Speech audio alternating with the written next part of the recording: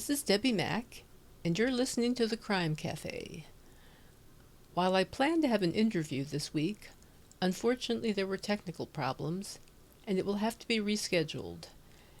This week we're going to have another episode of Philip Marlowe, Private Eye, The King in Yellow.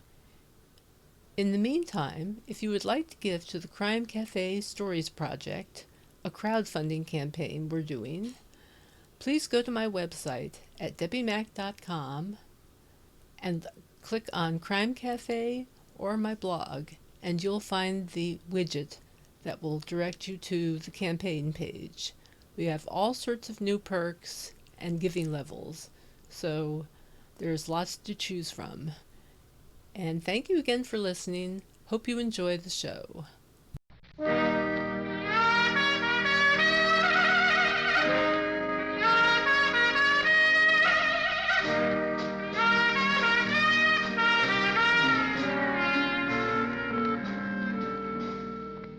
Hollywood after midnight is like any other city after midnight.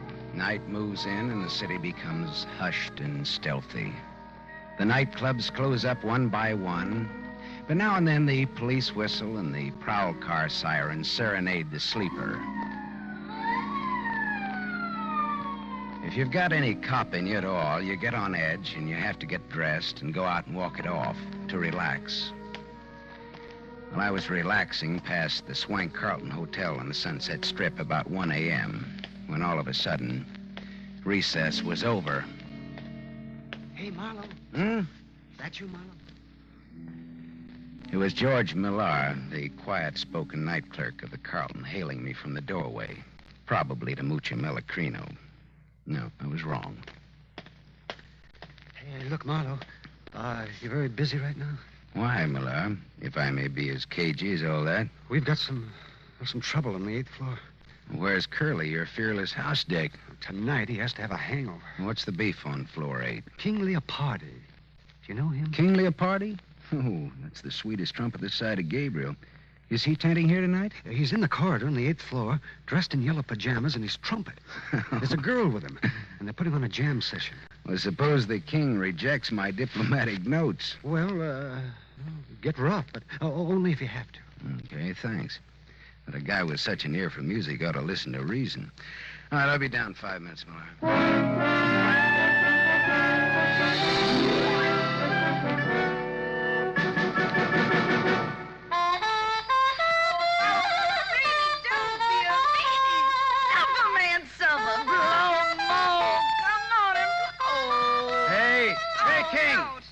King, that's all, boy. Oh, suffer out, mellow, king in yellow, more schmozzerino, more. I said, all right, King, the party's over. Hey! Were you addressing me, peasant? I said, wrap it up, can it? Put it on ice. The show is over. Ha! Conk him, King. King Conk, that's what he is, King Conk. Let him have it, King. Fanfare to a nosy house dick, as follows. All right, now look, Yellow Pants, wrap up your bugle and buzz off. Now hit the grit. Oh, you're tougher than a 40-cent steak, aren't you? Well, this'll make you soft and tender. Here. Attaboy, King. Hit him again for me. All right, hit me with that trumpet, will you? Okay, King. All right, now, come on, get up, get dressed, and get out. How can he? He's out cold. I'll be glad to pack for him. And you get back to your room, too. Listen, Copper, I don't have to do anything. anything. Get going, sister. Come on, jump.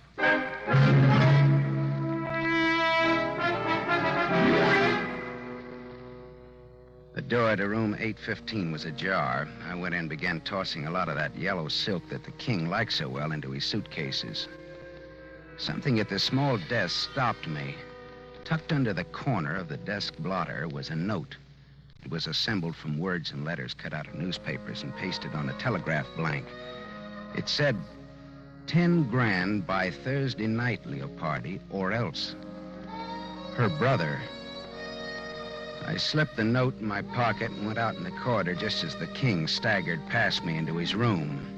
I could get an infection from the dirty look he gave me as he slammed the door after him. The door 2 suites away opened a crack and then shut again very quickly. I went over and knocked. Beat it, Copper. I want to talk to you. I don't want to hear from you. Okay, here I come, sister. Ready or not?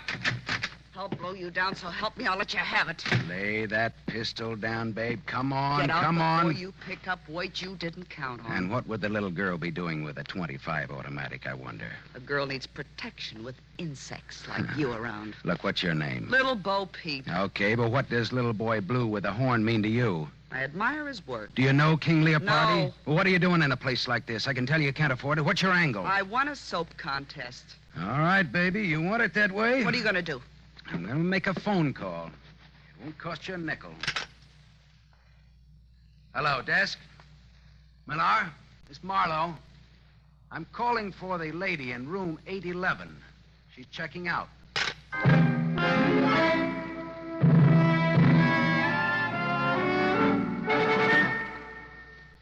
I had a little trouble up there, Millar. Your two noisy guests will be checking out any minute. Okay? Oh, well, I hate for things to happen on my shift. Well, the king bopped me with his bugle, and the girl had a gun. Gee, nice people. Yeah, how come you put a floozy like that girl so close to the king? Well, I didn't. Another Quillen, thing. the day man did. Look, there was a receipt for rent to Miss Marilyn Delorme on the telephone table in her room. Well, that wasn't the name she gave Quillen. Apartment 211, Ridgeland Apartments, Cord Street, L.A. She lives right in town in a cheap neighborhood, but she checks in here at a price she can't afford and gives a phony name. Now, why? Why?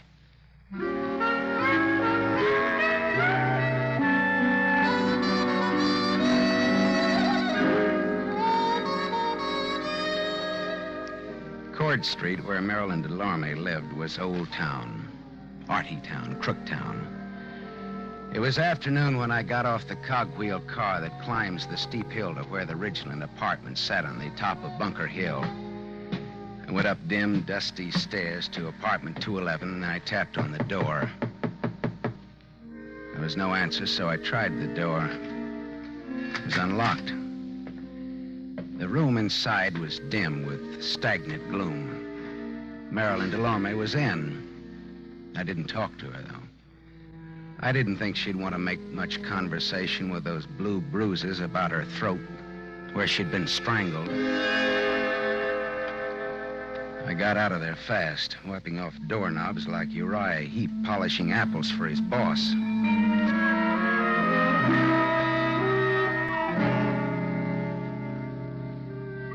I found King Leopardi at his job at the Club Belvedere. He was relaxing at a table in the bar with a kind of a girl commonly referred to as a knockout. She looked tall, and her hair was the color of a brush fire seen through clouds of dust. I pulled in my chin and then walked over to the table. Hello, Leopardi, old maestro. You remember me?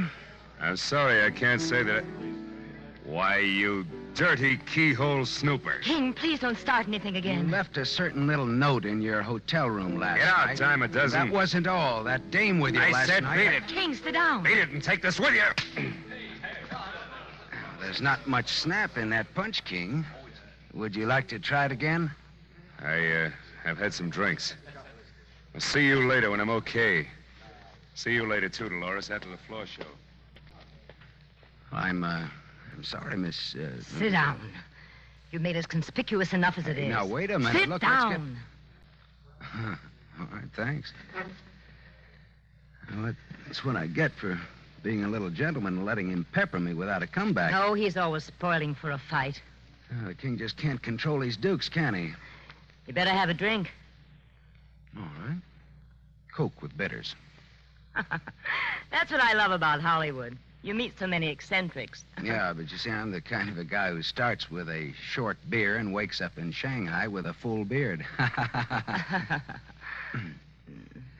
Is this on me or is it on you? Well, that depends. Well, how's champagne? Mum's Cordon Rouge, shall we say, huh? It's on you. It's on me. Coke with bitters. How did you get to know King Leopardi? Oh, I just happened to throw him out of his hotel last night. Oh, house detective, huh? No, filling in for a friend. Philip Marlowe, private investigator's the general tag. Oh. How did you happen to get to know the king? I once sang in his band, but not for long. Well, then, look, tell me, would it be hard for a woman to get to him Only if he was surrounded by a wall of fire. if the woman had a gun? Why? Well, I found this threat note on his desk last night. It asked for $10,000 or else, and is signed her brother. Well, Well, yes. A woman with a gun could get to him, and everybody would give her a great big hand. Well, I'll skip that Coke and bitters and say good day and thank you, Christabel. The name is Dolores. Oh, good afternoon, Miss Drury. Chiozza. Dolores Chiozza. Oh, Chiozza. Fare thee well, Miss Chiozza. Formal, aren't you? So long, Dolores. So long, Philip. If I hear of anything, I'll toss it your way.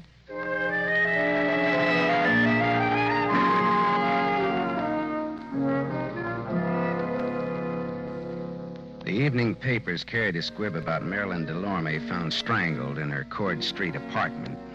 That was all, dead end. Until about 1 o'clock in the morning when the telephone started having hysterics on my night table. Yeah, Philip, this is Dolores. Dolores. Dolores? Oh, yeah, sure. Would you come over to my place right away? 2412 Renfrew Street, below Fountain. Hey, wait a minute. It's a sort of bungalow court. Mine is the last one in line. Well, sure, but wait a minute. What's the matter? Dolores, look, what's the matter? King Leopardi is here, too. King Leopardi. He passed out in my den. It's absurd, isn't it? Yeah, that's absurd. And it'll cost you $20. All right, but hurry. Please hurry. All right, I'll be right over. Phone calls in the dead of night. I should have been a midwife.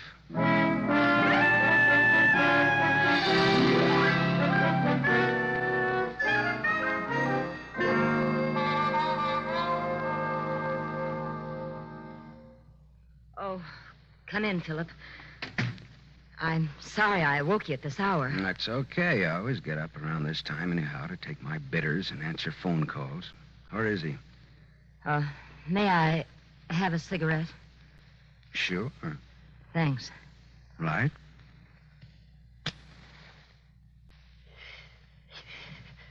Where did you say he was now? In my den. Oh, Philip. Philip, he isn't drunk at all. Did you really think he was drunk? He's dead.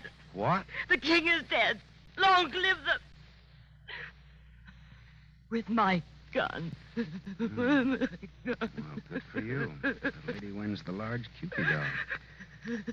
Hey, come on, let's go and look at him.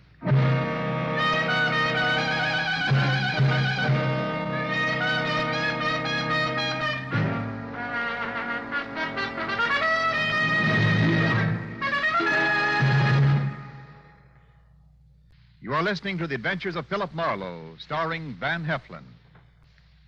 Yes, families all over America have named their favorite toothpaste. New Pepsodent with invigorating Irium foam. New fresh-tasting Pepsodent with a new cool, minty flavor.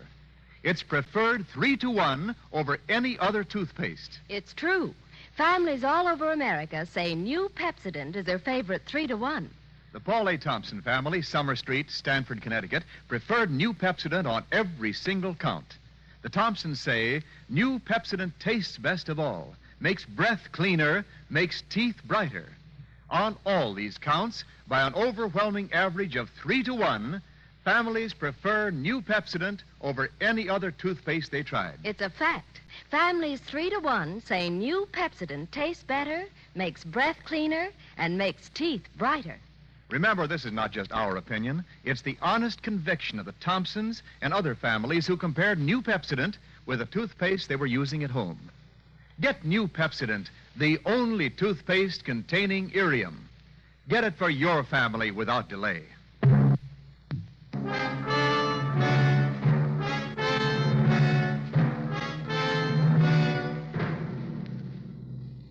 We continue with The Adventures of Philip Marlowe, starring Van Heflin, who appears by arrangement with Metro-Goldwyn-Mayer. Producers of The Hucksters, starring Clark Gable.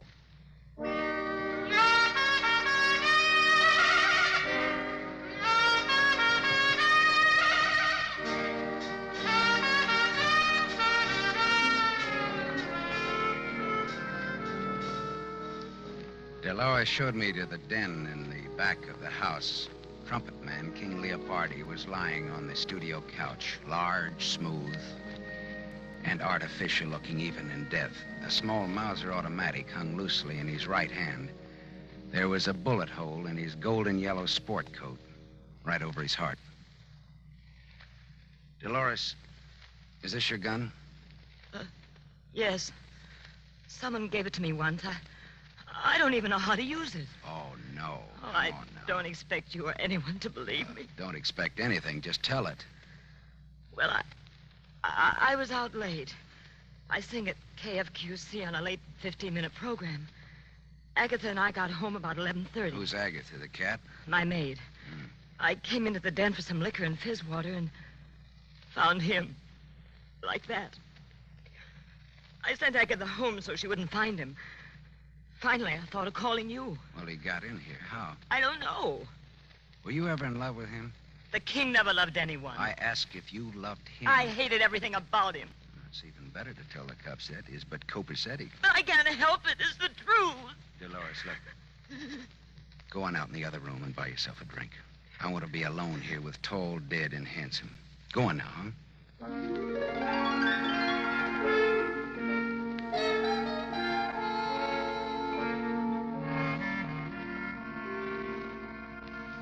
After Dolores had taken her white face out of that room, I could work better.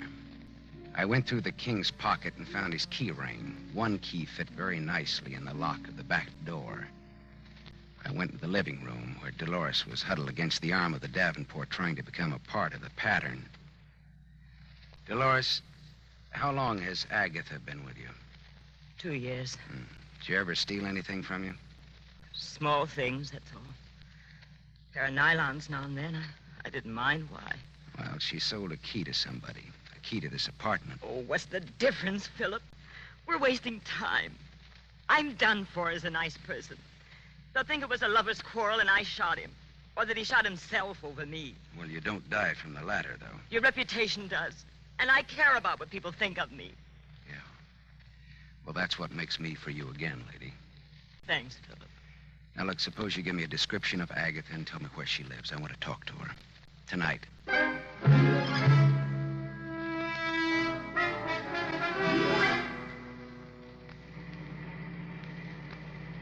I drove down Brighton Avenue looking for the house Dolores had described to me.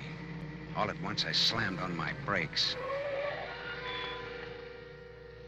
In the driveway of a vacant house stood a small coupe. Dolores had described Agatha's car, and that was it. And Agatha did not live in an empty house. Well, I got out and walked up the gravel driveway and looked into the car. And then I got back in my own car and drove until I found an all-night drugstore. I phoned Detective Lieutenant Ibarra. Hello, Ibarra. Write this down. Brighton Avenue, 3200 block, west side. Driveway of empty house. Car parked with dead woman in it. When alive, answered to the name of Agatha. Strangled.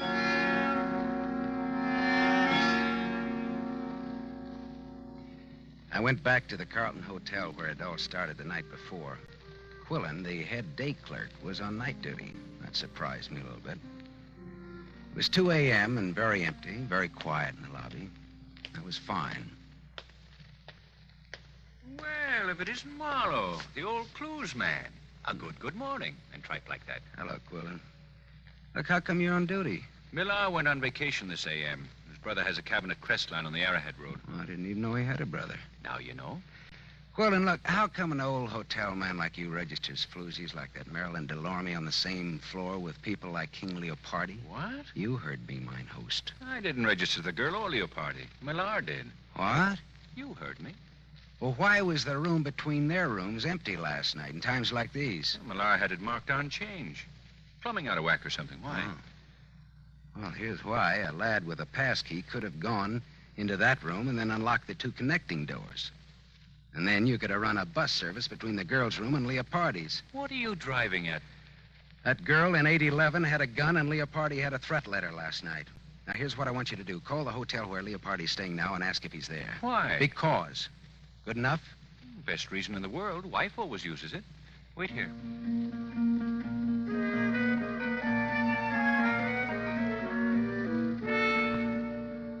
about 3 minutes, Quillen came back and leaned on the counter again. Leopardi isn't there. I talked to a guy in his suite who was almost sober. He said Leopardi got a call about 11 from some girl. What girl? Well, he didn't know. But Leopardi went out preening himself. Okay, thanks, Quillen. Anything to do with that brawl you had with Leopardi here last night? No, all in the spirit of boyish mayhem. Oh. That 815 has a jinx on it, you know. Girl shot herself there 2 years ago. What? A girl shot herself there. Yeah, you said that, but what girl? I don't know what her real name was. Look here, Quillen. I want to see your hotel files of that day 2 years ago and all the newspaper clippings about it. Come on. All right. Let go of my arm, physical culture. I'll get the keys to the record room.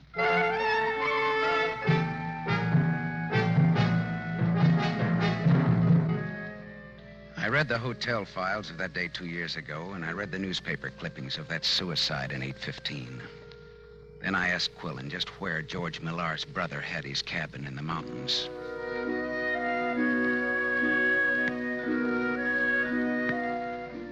It was just getting light when I pulled up at the cabin, high against a growth of dagger pine and cedar. Smoke was curling from the chimney. Someone was awake. George Millar himself opened the door. Well, Marlowe! Well, gee, it's good to see you. How'd you ever find us up here? How about some bacon and eggs? The answer in my brief Marlowe morning manner is yes. Well, that's swell. I'll wake up my brother and we'll all eat together, huh? You don't have to wake me up. I'm up. Oh, hello, Gaff. Who's your friend, George? Gaff, this is Philip Marlowe. You've heard me talk of him. How are you, Marlowe? Gaff Tally. That the name? Yeah, my brother. That's his fighting name. He used to be a heavyweight boxer. Fighter. Boxers dance. Fighters fight. Let's get coffee started, huh? Marlowe's hungry. Yeah, say, I've had a busy night. King Leopardi's been bumped off. Bumped off? Lowbrow killed. Vernacular for murder. The king is dead. Where? How? In a girl's apartment. Nice girl, too. The old suicide gag. But it could ruin the girl. Oh, gee, that's lousy. Yeah, but it won't work. It was murder. What makes you think it was murder? Well, Gaff, the way I cased the job, the kill was supposed to have been pulled in his room 815 at the Carlton Hotel night before last. Is that a fact now? Yeah. I spoiled it by giving the king the merry heave-ho before the girl in 811 could get to him. Didn't I, George? I guess you did, Marlowe. Yeah. Of course, it would have been poetic justice if King Leopardi had been killed in the same room where a girl committed suicide 2 years ago, registered as Mary Smith. Usual name, Eve Tally. Did you hear that, Gaff Tally? Eve Tally. I heard it, Marlowe.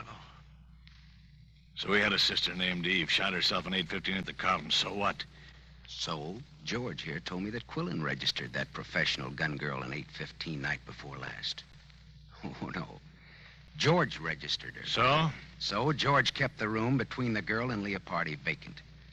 When everything was quiet, he'd open the communicating doors, and Marilyn Delorme would walk into the king's room, muffle her .25 in a pillow, and shoot the king in his sleep. How am I doing, boys? Fine, Marlowe. How am I doing? Gaff, put away that gun. I'll bet you even checked on 118 Cord Street. I found Marilyn Delorme strangled. She knew too much. For a few bucks, you boys got Agatha to call Leopardi last night from the radio station and pretend she was Dolores with an interesting invitation. The king always had a yen for Dolores, and he came running. You shot the king before Dolores came home and left him in her den. Then Gaff got rid of Agatha. She knew too much, too. Leopardi was the worst kind of a rat, Marlowe. We loved our sister. She fell for him, and he threw her out. She killed herself. Now, what would you do, Marlowe? Take his gun, George. Don't get between us or behind him. His .45 goes right on through. I'll have to take your gun, Marlowe. Well, always treat it like your own, won't you, George? Got it, George? I've got it. Stand out of the way.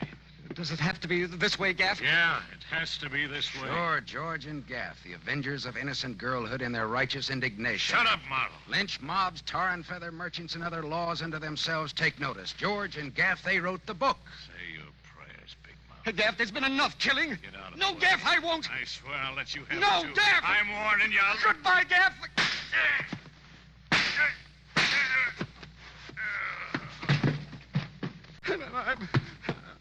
I'm sorry. I had to do it. George, he's dead. Listen, I had to do it, Gav. I just had to. You understand, don't you, Marlowe? Yeah, I understand. He was a killer. He killed 3 people. He wasn't going to kill a 4th. I wanted to finish Leopardo out in the open and take what came, but Gav tried to do it cute. I didn't know Leopardo was dead until you told me, Marlowe. I believe you, George. Yeah. Here's your gun back, Marlowe. It shoots fine.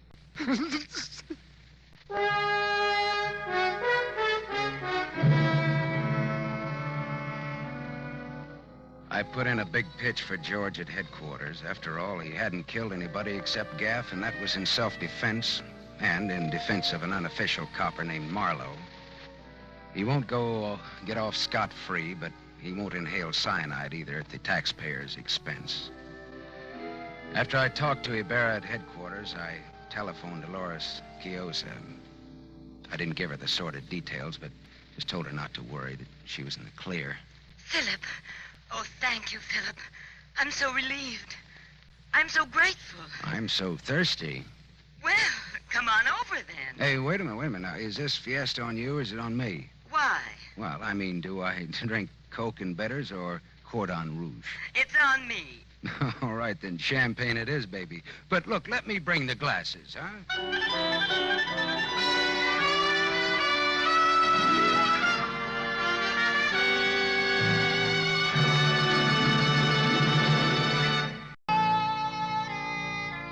Now, concerning next week's show, here's our star, Van Heflin.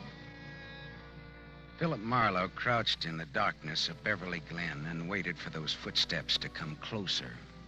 And then all at once, the Sandman hit him without bothering to remove the sand from the sandbag. And when Marlowe woke up in the morning, his wallet and his gun were gone. And he was wanted for murder.